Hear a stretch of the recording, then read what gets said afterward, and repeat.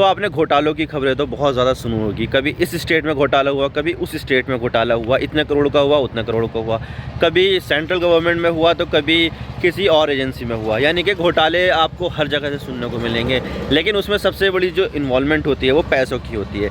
लेकिन कर्नाटक में ऐसा स्कैम निकल कर आया है जिसमें वोटर लिस्ट को ही थेफ्ट कर लिया, यानी कि चुरा लिया गया है। आज इसके बारे में पूरी डिटेल के साथ बात करेंगे कि वोटर लिस्ट स्कैम क्या चीज़ है जो कर्नाटक में सामने आया है, और इसकी इन्वेस्टिगेशन भी शुरू हो गई। लेकिन आगे बढ़ने से पहले मैं आपको बता देता हूं कि अगर आप चैनल पर नए हो तो चैनल को ज़रूर सब्सक्राइब कर लीजिए और बेल आइकन को दबा दीजिए। तो चलिए वीडियो का आगाज़ करते हैं। तो business standard, Karnataka CM Bommai order probe into voter data theft scam since 2013। यानी कि कर्नाटक के जो सीएम बोम्मई हैं उन्होंने यहाँ पर इन्वेस्टिगेशन का ऑर्डर दे दिया है जो वोटर डेटा थेफ्ट स्कैम हुआ है 2013 से। 21 नवंबर का ये आर्टिकल है। और इसी के साथ the Telegraph, voter data scam finger at Karnataka BJP. यानी कि यहाँ पर जो वोटर डेटा स्कैम हुआ है ना, उसकी जो उंगली उठ रही है वो कर्नाटका बीजेपी के ऊपर उठ रही है। 20 नवंबर का ये आर्टिकल है। तो बात करते हैं कि मामला क्या है और हम इसकी बात क्यों कर रहे हैं। तो देखिए, पिछले हफ्ते कांग्रेस ने यह आरोप लगाया था कि बेंगलुरु की एक प्राइवेट एजेंसी ने एनजीओ ने वोटर्स का डेटा कलेक्ट किया और ये डेटा का इस्तेमाल राज्य सरकार ने मिस यूज़ किया। इस डेटा के कारण लाखों लोगों का नाम वोटर लिस्ट से ही गायब हो गया और इस डेटा के मिसयूज से प्राइवेसी को भी खतरा हो गया, क्योंकि इस डेटा में लोगों के फ़ोन नंबर, ईमेल एड्रेस और दूसरी पर्सनल इन्फॉर्मेशन भी थी। इस चीज़ को कांग्रेस ने वोटर डेटा थेफ्ट स्कैम का नाम दिया, क्योंकि इससे वोटर लिस्ट से वोटरों का नाम ही गायब हो गया। तो बात करते कि आखिर ये डेटा थेफ्ट स्कैम क्या है। तो देखिए, इसकी शुरुआत होती है 2018 से, जब बेंगलुरु की महानगर पालिका, जिसे बृहत बेंगलुरु महानगरीय पालिका कहते हैं, उसके पास चिलू में educational, cultural and rural development institute, जो कि एक एनजीओ है, वो आई और कहा कि वोटर को जागरूक करने के लिए फ्री में हम एक सर्वे कराना चाहते हैं ताकि वोटर के बीच चुनावों के प्रति जागरूकता आए और उनको एक एप्लीकेशन, जिसमें वोटर की जो एप्लीकेशन है उसको रजिस्टर किया जाता है, उसको भी चलाना सिखाते हैं।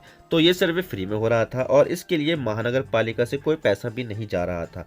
तो वोटर के बीच जागरूकता हो रही थी, तो महानगर पालिका भी तैयार हो गई और उसने इजाज़त दे दी कि आप बेंगलुरु शहर में अपने सर्वे कर सकते हैं। तो सर्वे तक की तो बात ठीक है, चलो भाई जागरूकता का मामला है। लेकिन सर्वे के दौरान इस एनजीओ के सदस्यों ने फील्ड पर जाकर सर्वे ना करके लोगों की पर्सनल इन्फॉर्मेशन लेना शुरू कर दिया, जैसे कि कास्ट, एज, जेंडर, रोजगार की स्थिति, एजुकेशन कितनी की है, Aadhaar number, phone number, email address और वोटर आईडी कार्ड का नंबर।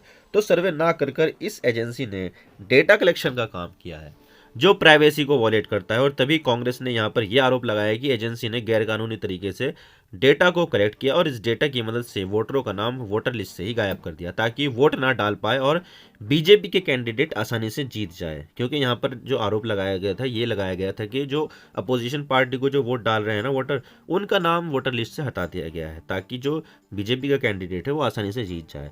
और इस आरोप पर बेंगलुरु महानगर पालिका ने ये कहा है कि 6,73,000 लोगों के नाम हटाए गए हैं, लेकिन ये नाम वो नाम थे जो एक से ज़्यादा पोलिंग स्टेशन पर दर्ज थे और इन्हें अपना अलग अलग पोलिंग स्टेशन पर वोट डालने से रोकने के लिए इनका नाम एक पोलिंग स्टेशन से हटाया गया है।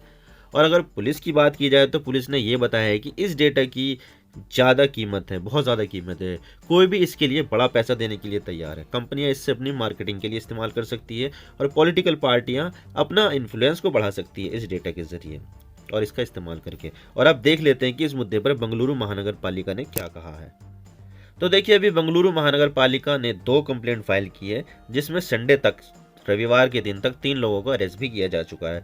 और इस मामले में बेंगलुरु महानगर पालिका ने यह बताया है कि चिलू में एजेंसी को सिर्फ door to door, house to house visit करके किसी तरह से वोटर हेल्पलाइन ऐप का इस्तेमाल किस तरह से करना है और कैसे ऑनलाइन एप्लीकेशन करनी है उसका सर्वे करने के लिए परमिशन दी थी। लेकिन डेटा कलेक्ट करके कंपनी ने वायलेशन किया और इस वजह से बेंगलुरु महानगर पालिका ने परमिशन को वापस ले लिया 2 नवंबर के दिन ही। और 4 नवंबर को कर्नाटक के चीफ इलेक्टोरल ऑफिसर को भी इन्फॉर्म कर दिया गया कि हाँ ऐसी बात है। और इसी के साथ ही रिपोर्ट भी सबमिट कर दी गई और 17 नवंबर को एफआईआर भी फाइल हो गई इस मामले में। और इसके अलावा बेंगलुरु महानगर पालिका ने ये नहीं बताया कि जो डेटा 2018 से कलेक्ट किया जा रहा था उसका क्या हुआ, किसने इसका इस्तेमाल किया और किसके साथ शेयर किया गया। ये कोई भी जानकारी शेयर नहीं की गई, कोई भी जानकारी नहीं दे पाए। और इतना नहीं, ये लोग चिलूमे एनजीओ की तरफ से थे, लेकिन जब ये लोग door to door house to house survey कर रहे थे तो तब ये लोग बेंगलुरु महानगर पालिका का बैज लगाकर जाते थे, ताकि लोगों को ये लगे कि ये सर्वे करने वाले लोग बेंगलुरु महानगर पालिका से है, ना कि चिलूमे एनजीओ से। तो इस तरह से इलीगल तरीके से 2018 से लगातार बेंगलुरु के लोगों का डेटा कलेक्ट किया जा रहा था।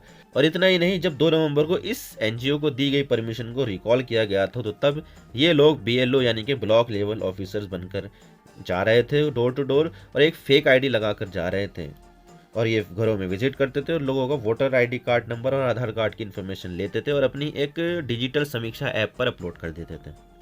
और अब यहाँ पर पुलिस ने अपना काम शुरू कर दिया और इससे जुड़े लोगों की धरपकड़ भी शुरू हो चुकी है। पुलिस ने चिलूमे एनजीओ के एचआर धर्नेश को अरेस्ट कर लिया है और इसके अलावा कुछ लोग अभी भी भागे हुए हैं और पुलिस की पकड़ में नहीं है, और ये लोग इस एनजीओ के डायरेक्टर हैं। और इसके अलावा पुलिस ने चिलूमे एनजीओ के ऑफिस पर भी छापा मारा है और इनके कुछ डॉक्यूमेंट्स को भी सीज कर लिया है। और इसके अलावा डिजिटल समीक्षा ऐप जिस पर लोगों का डेटा अपलोड किया जाता था उसको बंद कर दिया गया है और इस सॉफ्टवेयर के डेवलप करने वाले डेवलपर को अरेस्ट भी कर लिया गया। लेकिन सवाल यह आता है कि कांग्रेस ने इस मामले में क्या आरोप लगाए थे।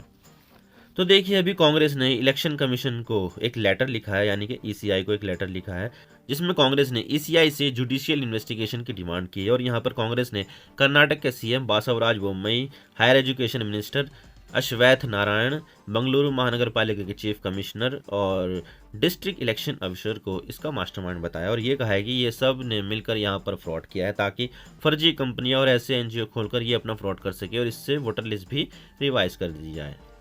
और यहाँ पर कांग्रेस ने शिवाजी नगर विधानसभा का उदाहरण देते हुए ये कहा है कि इससे पहले हुए इलेक्शन में जिन लोगों ने बीजेपी को वोट नहीं दिया था उन लोगों के नाम वोटर लिस्ट से हटा रहे हैं, और जो इस विधानसभा में असली वोटर है जिन्होंने कांग्रेस या दूसरे अपोजिटेड पार्टी को वोट दिया था उन्हें वोटर लिस्ट से गायब कर रहे हैं, जबकि जो बीजेपी के वोटर हैं और वर्कर हैं उनको ऐड कर रहे हैं इसमें। अब देखिए, अगर इस तरह की कोशिश की गई है तो ये काफ़ी ज़्यादा गंभीर बात है, क्योंकि उन लोगों को अपनी पसंद से वोट देने का अधिकार ही छीन लिया गया जा रहा है ताकि किसी एक पार्टी को आसानी से जीत मिल सके। और ये चीज़ एक लोकतंत्र के लिए भी खतरा होती है, जिससे लोग अपनी पसंद से सरकार भी नहीं चुन पाते हैं। और इस आरोप के बारे में इलेक्शन कमीशन ने ये कहा है कि चिलूमे को सिर्फ जागरूकता फैलाने के लिए ही परमिशन दी गई थी, लेकिन उन्होंने डेटा कलेक्ट किया है तो ये गलत बात है और इसकी परमिशन भी वापस ले ली गई है। लेकिन यहाँ पर राजनीति तेज हो रही है, क्योंकि यहाँ पर कांग्रेस विपक्ष में है और बीजेपी सरकार में है, और कर्नाटक वो राज्य है जहाँ पर दोनों पार्टियों के बीच हेड टू हेड पॉलिटिक्स चलती रहती है। तो यहाँ पर बीजेपी ने भी कांग्रेस को इस एलिगेशन का जवाब दिया है। तो बीजेपी ने कांग्रेस के एलिगेशन को डिनाई कर दिया है और ये कहा है कि बीजेपी का चिलूमे एनजीओ से कोई लेना देना नहीं है। और कांग्रेस के आरोपों पर बीजेपी ने यह भी कहा है कि ये कांग्रेस थी जिसने चिलूमे को डेटा कलेक्ट करने की परमिशन दी थी। और इसी के साथ ही सीएम बाबूराव बोम्मई ने यह कहा है कि जो भी एलिगेशन लग रहे हैं वो सब बेसलेस है और इस मामले में जांच शुरू हो चुकी है। और इसमें कांग्रेस ने परमिशन दी थी कि आप सर्वे करो, क्योंकि 2013 में कांग्रेस की सरकार थी जिसमें सिद्धरमैया सीएम थे। तो ये जो एनजीओ बना था ये भी 2013 में ही बना था, लेकिन जो परमिशन दी गई थी वो 2018 में दी गई थी। तो ये तो राजनीति चलती ही रहती है। अब देख लेते हैं कि आगे क्या होता है, ये तो फ्यूचर में ही पता चल पाएगा। आप मेरे इंस्टाग्राम पर भी जुड़ सकते हो। आप सिंपली जाइए इंस्टाग्राम में और सर्च कीजिए I_इमरान सिद्दीकी और आप मुझे फॉलो कर सकते हैं। इसके अलावा आप मुझे ट्विटर पर भी फॉलो कर सकते हैं, यहाँ पर भी सेम ही यूज़र नेम है I_इमरान सिद्दीकी। तो दीजिए मुझे इजाज़त, मैं मिलता हूँ आपसे नेक्स्ट वीडियो में। अगर आपको वीडियो थोड़ी सी भी पसंद आए तो चैनल को ज़रूर सब्सक्राइब कीजिए। Thank you for watching. I really appreciate your precious time. God bless you all. Now signing off.